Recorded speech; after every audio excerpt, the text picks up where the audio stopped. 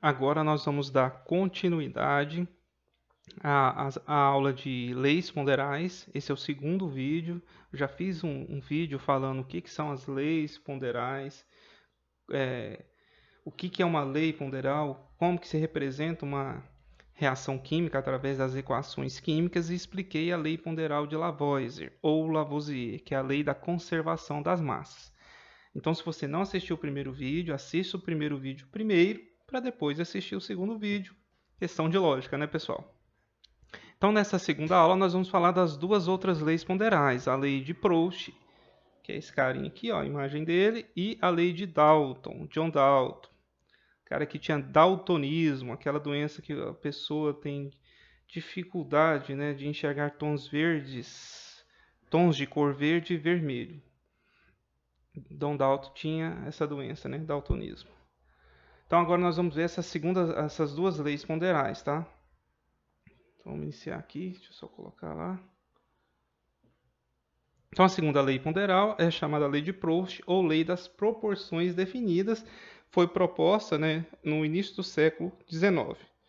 Como que foi enunciada essa lei? Ela diz o seguinte, ó, uma determinada substância composta é formada por substâncias mais simples, unidas sempre na mesma proporção em massa.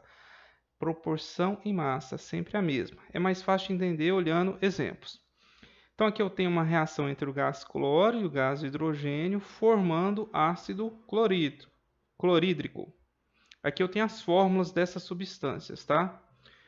Gás cloro, 2 átomos para uma molécula, gás hidrogênio, 2 átomos de hidrogênio em uma molécula, e o ácido clorídrico é o HCl. Só que na reação formam-se duas moléculas. Vamos entender isso aqui como duas moléculas, tá? Do HCl.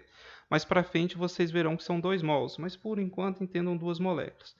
Substância composta, para quem não lembra, tem 2 ou mais elementos na fórmula, então HCl é uma substância composta.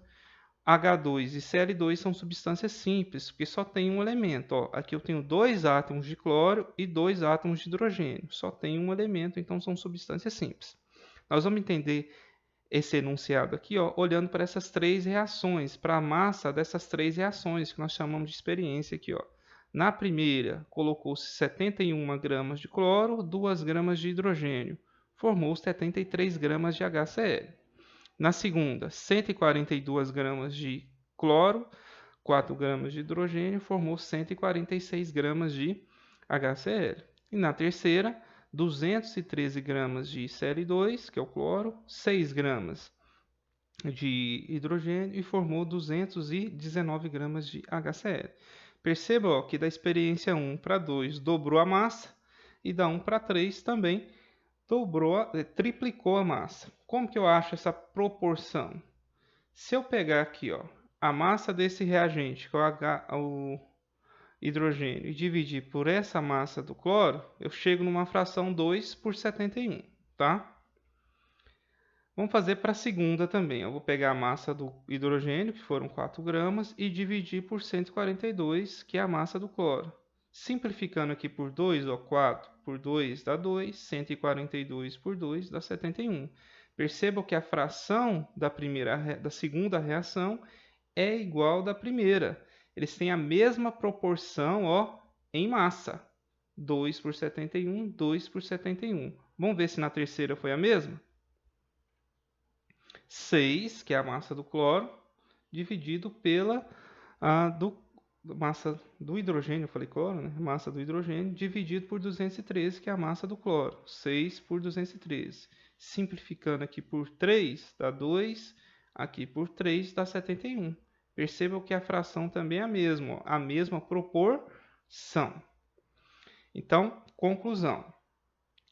Observe que as massas dos elementos envolvidos podem se alterar. Então, nós vimos que aqui que de 1 para 2 alterou e de 1 para 3 também alterou. No entanto, a proporção entre elas sempre será a mesma. 2 sobre 71, 2 sobre 71 e 2 sobre 71. Assim, se a massa de um elemento da reação química é duplicada, os outros também são. Então, aqui, ó, do experimento 1 para o experimento 2, essa massa foi duplicada. Então, aqui tem que aumentar na mesma proporção e aqui também. Da 1 para 3, triplicou. essa massa. Então, essa massa está aqui também triplica e essa massa aqui triplica, tá? Por isso que essas proporções, elas são definidas, tá? Então, você acha, inicialmente, a proporção das substâncias que reagem e depois você consegue, aplicando essa proporção, utilizar as massas de qualquer descobrir as massas, né, de qualquer reagente e produto formado, sabendo que essas proporções em massa são sempre as mesmas, tá? Olhando para o modelo atômico de Dalton, como que nós vamos enxergar isso? Ó, gás cloro, que é o Cl2, mais o H2, forma duas moléculas de HCl. Então, essa massa aqui dá 71, essa aqui dá 2, e somando essas duas massas aqui, dá quanto? 73. Escrevendo essa equação, ela fica dessa forma. No segundo experimento, o que nós fizemos? Nós dobramos a massa. Então, eu vou dobrar também o número de moléculas. Ó. Tinha uma molécula de Cl2, agora eu tenho duas moléculas de Cl2, duas moléculas de H2 e 4 moléculas de HCl, porque eu já tinha duas aqui. Ó. Como que fica? Ó, 2Cl2 mais 2HCl, 4HCl. Na terceira reação, terceira experiência, nós triplicamos em relação ao Cl2, não foi? Então, ó, tinha 2Cl2, foi para 3Cl2. Ó. Tinha 1H2, foi para 3H2. Tinha 2HCl, foi para 6HCl. Como que eu escrevo essa equação? 3Cl2 mais 3H2 formando 6HCl. Essas massas estão lá na tabela. Depois dá uma olhada nas massas de novo. Então, essas massas mudam porque eu estou mudando o número de átomos. Eu estou aumentando a quantidade de átomos. Então, a massa tem que aumentar também, mas sempre na mesma proporção. Então, essa é a segunda lei. Vamos para a terceira e última, que é a lei de Dalton, ou lei das proporções múltiplas, também proposta, né, no início do século XIX. Ela afirmava o seguinte, ó, quando combinamos em uma reação química uma mesma massa de um elemento com diferentes massas de outro elemento, o resultado é a formação de diferentes substâncias. Mas a relação das massas que variam são números inteiros e pequenos. Entendam relação como divisão, tá? A relação dessas massas que variam são números inteiros e pequenos. Vamos olhar com dados que é mais fácil você entender. Então, tenho 3 reações.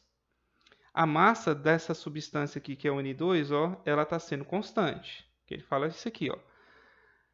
Uma mesma massa de um elemento com diferentes massas de outro elemento. Então, a massa do N2 está constante e a massa do O2 que eu estou variando, certo? Aí eu estou formando massas diferentes, mas também substâncias diferentes. Ó. Como saber como que serão as fórmulas das substâncias aqui, né, formadas? Percebam que no primeiro, no segundo e no terceiro experimento, ou terceira reação, a massa do nitrogênio permaneceu constante. A do oxigênio, do experimento 1 para o 2, ela aumentou 4 vezes. Do experimento 1 para o experimento 3, ó, de 16 para 80, ela aumentou. Aumentou quantas vezes? 5 vezes. Como que eu descubro isso? Dividindo as massas, que é essa relação aqui que ele fala. Ó. Era 16, foi para quanto? 64. Então, eu vou dividir o maior para o menor para ficar um número o quê? Inteiro, tá? Então, 64 dividido por 16 dá 4. Então, esse aumento da massa aqui ó, foi devido ao oxigênio, porque só mudou a massa de oxigênio. Então, a fórmula ó, que era N2O4 vai para N, que era N2O, né? Era N2O, foi para N2O4, porque aumentou 4 átomos de oxigênio aqui. Ó. A massa era 44, foi para 92 gramas. Da primeira para a terceira, eu vou fazer a mesma coisa, ó, vou dividir a maior aqui pela menor. Então, 80 dividido por 16 dá 5. Então, da primeira reação para a segunda, aumentou o número de oxigênio 5 vezes. Então, a fórmula do produto formado né, vai ser N2O5. Era O, agora foi para 5. Entenderam isso? Então, eu só fiz a divisão, né, a relação entre as massas que foi formada com o que tinha sido formado antes para achar qual que é esse inteiro. E esse incremento do número de átomos de oxigênio é porque eu estou aumentando a massa de oxigênio. Vamos olhar lá para a reação, né, segundo o modelo atômico de Dalton, que fica mais fácil de você entender. Ó. Aqui eu tenho uma molécula de N2, e aqui vamos entender isso, não é, mas vamos entender como se fosse, tá? Meia molécula de O2, ou seja, meio vezes 2 dá 1. Então só tem um oxigênio. Forma ó, N2O. Tudo bem? Ó, N2O. Na segunda reação, nós aumentamos essa massa de oxigênio 4 vezes, ou seja, eu vou ter 4 átomos de oxigênio. Ó. Continua tendo N2, agora eu quadrupliquei, né? Aumentei 4 vezes. Olha o que formou. N2O4. Então, ó, N2 mais 2 vezes O2, ó, 2 vezes O2 dá 4 O2, dá 4 oxigênio. Ó. 1, 2, 3, 4. Você tem que entender que na molécula do gás oxigênio tem 2 átomos, mas quantas moléculas são? 2. Então, 4 átomos no total. Numa molécula de oxigênio tem 2 oxigênios, mas quantas moléculas são? Meia. Entenda? Não é meia molécula, é meio mol, mas entenda como meia molécula. Então, meio vezes 2 dá 1. E na terceira? Continuou, eu mantive a massa de oxigênio, a massa não, né? O número de átomos e a massa, né, de nitrogênio constante. Dá 1 para 3, nós aumentamos 5 vezes o número de átomos de oxigênio. Ó. Era 1, foi para 5. Formou o N2O5. Olha a reação como que é, ó. N2 mais 5 sobre 2, 5 sobre 2 é 2,5, tá? 5 dividido por 2 é 2,5. 2,5 vezes 2 dá 5. Então, aqui, ó, 5 átomos de oxigênio. Então, no produto, eu tenho que ter 5 átomos de oxigênio com 2 átomos de nitrogênio, formando uma nova molécula. Ela vai ficar essa molécula aqui, tá? Não preocupa muito agora não com esse rearranjo e nem com essas formas. Só tem que entender que o número de átomos, ó, ele está sendo constante antes e depois. Então a massa também tem que ser igual antes e depois. E que há uma proporção entre a massa aqui, a proporção que está mudando de oxigênio aqui, ó, ela está seguindo múltiplos, né? Aqui aumentou 4 vezes e aqui ela daqui para cá ela aumentou 5 vezes. Então só estou rearranjando esses átomos de maneira diferente para formar novas substâncias. Tudo bem, pessoal? Essa é a lei de Dalton. Só vou mostrar aqui na tabela. Então, ó, essas 92 gramas que se formaram aqui é porque nós aumentamos, né, a massa de oxigênio em 4 vezes, né? Então, tenho mais 4 átomos de oxigênio. Aqui eu só tinha 1, foi para 4. Aqui nós aumentamos a massa de oxigênio de 16 para 80. Então, aumentamos quantas vezes? 5 vezes. Então, era 1 oxigênio, foi para quantos? 5. Então, a massa também aumentou. Porém, houve uma variação de números inteiros e pequenos, de acordo com a lei das proporções múltiplas. Então, esse aumento da massa aqui, ó, sempre vai ocorrer em proporções de múltiplos o quê? Inteiros. Aqui nós achamos 4 e aqui nós achamos 5, tá?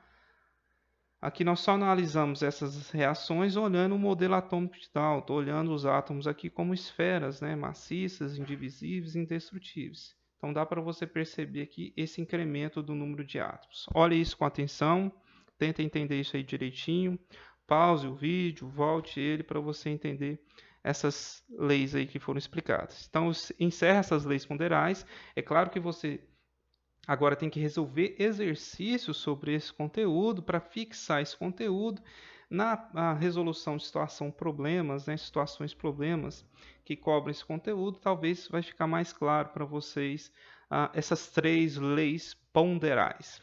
Então é isso aí, pessoal. Até mais, um abraço.